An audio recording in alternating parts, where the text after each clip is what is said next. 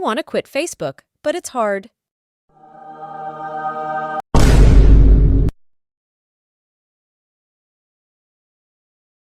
First, TLDR. 1. Go sign up at kind.social. The rules are not onerous, and don't stress, you can migrate. 2. When you follow people, it's going to be @person@server, and the server doesn't have to be a Mastodon server. 3. Do all your normal social media stuff. Let me interrupt myself real quick. I'm super bitter that those crypto types we all love to hate have largely stolen the word decentralized. Whenever I say decentralized, I get that the connotation coming along is this motherfucker is gonna harass me to invest in buttfart coin because it's gonna make us all grillionaires or whatever. Fair? None of that here. Those charlatans are trying to sell snake oil by encrusting themselves onto better ideas. What I'm here to say is decentralized finance has failed to deliver what it claims. But decentralized social networks promise no more than what they are, and I'm the one who feels compelled to evangelize for them. Okay, long version.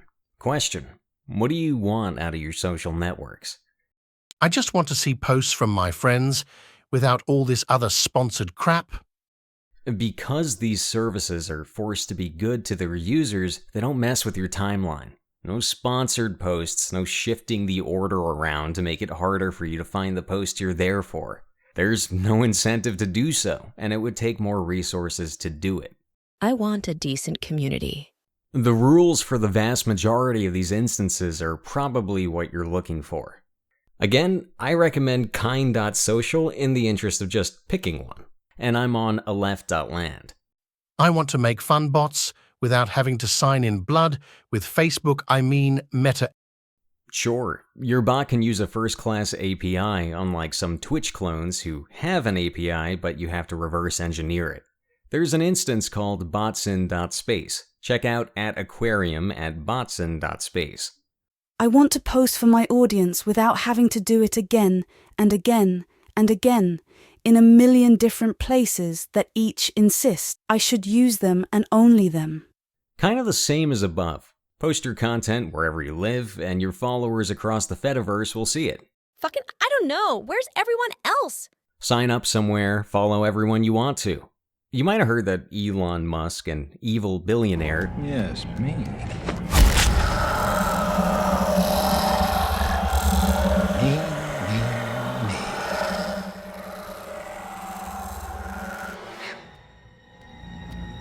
Me too. Took control of Twitter, so people are looking for somewhere to jump ship. Mastodon is available and great, but they seem to prefer to go to another subpar network owned by another evil billionaire. Threads will eventually join the fediverse. Make one account on Mastodon, and when Threads comes in, you can follow them too. As a journalist, I want the freedom to speak to power.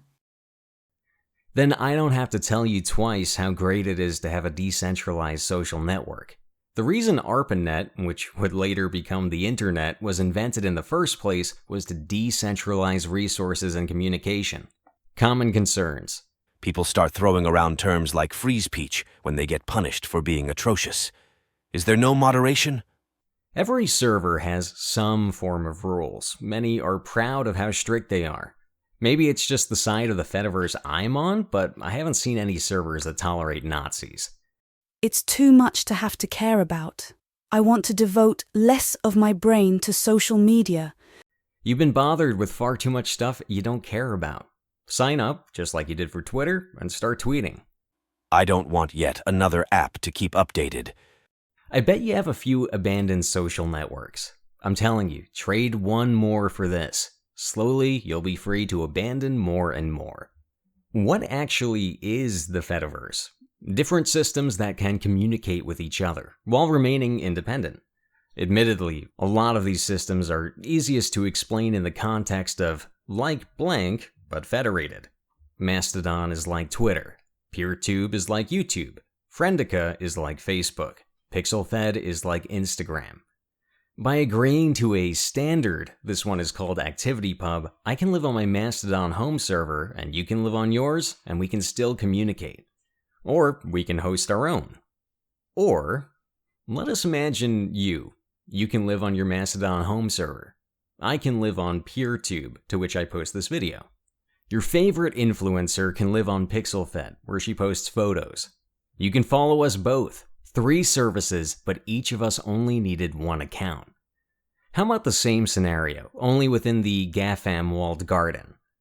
We imagine you again. You have your Twitter, X, account. This allows you to send and receive Xticles with other X people. We imagine me. I am posting videos, therefore I live on YouTube. We imagine our favorite influencer. She lives on Instagram.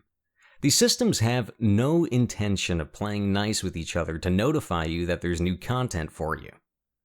So if you want to be notified that I have a YouTube video for you, you'll have to have a YouTube account in addition to your Twitter. And if you want to be updated on your favorite influencer, you'll also have to have an Instagram account. Us 3 people are up to 5 accounts. I post videos, but I also microblog, so I would need my own Twitter account. But it gets worse. All 3 of these platforms love to mess with your timeline, to promote other content rather than what you want to see. So I might resort to using my Twitter account to primarily, but not only, announce my YouTube videos. Do you rely on my Twitter to tell you, or stop following? What if a bunch of people picked option B, so I stop using my Twitter to announce videos, but you've picked option A? It's a bad time. I think we can all agree monopolies are bad. I'm going to refer to Cory Doctorow's excellent talk about the enshittification of the internet. First, a company is good to its users. Then it gets business customers and is good to them. Then it burns all that down for value. Step 1 is how it gains footing. Once it secures monopoly, it proceeds to steps 2 and 3. Decentralization is antithetical to monopolization. Here's a crazy hypothetical scenario. Imagine a thin-skinned megalomaniac decides to buy the largest communication platform he can buy. Allegedly, he does this for free speech reasons. Then he rapidly bans several journalists that were mean to him. Fortunately, Mastodon as a whole cannot be purchased like this. Instances aren't owned by one party or even related parties. Instances don't even operate in the same country. It's entirely unfeasible to be gathered up in a single billionaire's investment portfolio. Meanwhile, since you're not locked into a singular walled garden, if a different instance is better, you can migrate to it. That way, the surviving instances happen to be the ones that are better for their users. So, join the fediverse. Or, I guess you can let Musk and Zuckerberg decide how your internet socializing works.